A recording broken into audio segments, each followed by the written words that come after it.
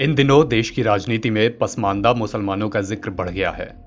उनको ज्यादा तवज्जो दिए जाने पर भी जोर दिया जा रहा है। यहां तक कि देश के सबसे बड़े राज्य उत्तर प्रदेश में भारतीय जनता पार्टी ने योगी आदित्यनाथ सरकार 2.0 में भी पसमानदा मुस्लिम दानिश अंसारी को मंत्री बनाकर सबको चौंका दिया। दानिश अंसारी को जब योगी कैबिनेट में जगह दी गई तो वो राज्य के किसी भी सदन यानी विधानसभा या विधान परिषद के सदस्य तक नहीं थे। बीजेपी के इस कदम के बाद समाजवादी पार्टी को जैसे ही विधान परिषद में अपने कोटे से किसी को भेजने का मौका मिला, उसने भी पसमानदा मुस्लिम जसमीर अंसारी को भेजना ही बेहतर समझा। दरअसल पसमानदा एक पर्शियन शब्द है जिसके मायने हैं काफिले या जत्थे का वो व्यक्ति जो यात्रा करते समय पीछे रह गया हो। प्रधानमंत्री ने बीजेपी की राष्ट्रीय कार्यकारिणी की हैदराबाद में हो रही बैठक में अल्पसंख्यकों के वंचित वर्ग से राब्ता बढ़ाने की जो बात कही है वो इसी पसमानदा वर्ग के लिए है।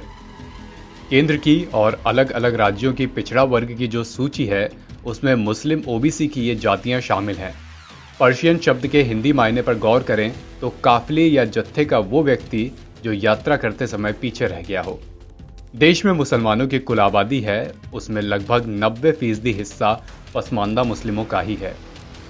90 के दशक में मंडल कमीशन की सिफारिशें लागू होने के बाद पिछड़ा वर्ग में जो जागरूकता आई वो केवल हिंदू पिछड़ा वर्ग तक ही सीमित नहीं रही, बल्कि मुसलमानों का जो ये पसमानदा वर्ग है वो भी जागरूक हुआ। वो अपने ही धर्म के उच्च वर्ग के छाते से बाहर निकलकर अपनी पहचान बनाना चाहता है। उसके बीच भी ये बात घर कर चुकी है कि आबादी हमारी ज्यादा, लेकिन हमारे नेता मियाँ साहब यानी उच्च वर्ग के लोग क्यों? बिहार में तो पसमानदा समाज की नुमाइंदगी करने वाले कई संगठन भी बन चुके हैं। पसमानदा की यह सक्रियता राजनीतिक दलों को उनके करीब जाने के लिए मजबूर कर रही है। बीजेपी को लगता है कि हिंदी बेल्ट में बहुसंख्यक वर्ग के बीच उसे जितना समर्थन मिलना चाहिए था वो मिल चुका। हिंदी बेल्ट में उसे अपनी पकड़ को और मजबूत बनाने के लिए नए वर्ग में विस्तार करने की जरूरत है। नए वर्ग में उसे पसमानदा को लेकर उम्मीदें बढ़ी हैं और इसकी वजहें भी हैं। बीजेपी का मानना है कि मुसलमानों के बीच जो अपर कास्ट वर्ग है उसका अपना एक पॉलिटिकल एजेंडा है, क्योंकि राजनीति में उसका ही अभी तक वर्चस्व देखा गया। उसको अपने पाले में लाने में मेहनत करना वक्त की बर्बादी है। उसकी संख्या भी कम है, लेकिन पसमानदा को पाले में लाया जा सकता है, ऐसा बीजेपी को लगता है। क्यों?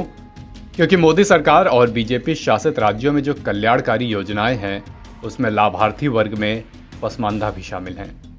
हाल के चुनावों में देखा गया है कि लाभार्थी वर्ग एक बड़ा वोट बैंक साबित हुआ है।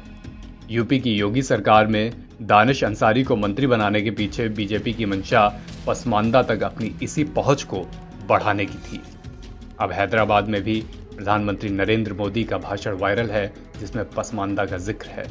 बीजेपी के आगे इसको लेकर क्या राजनीति होगी, ये पूरे देश की राजनीति के लिए भी एक बड़ा फैक्टर साबित हो सकती है। एनबीटी ऑनलाइन की रिपोर्ट।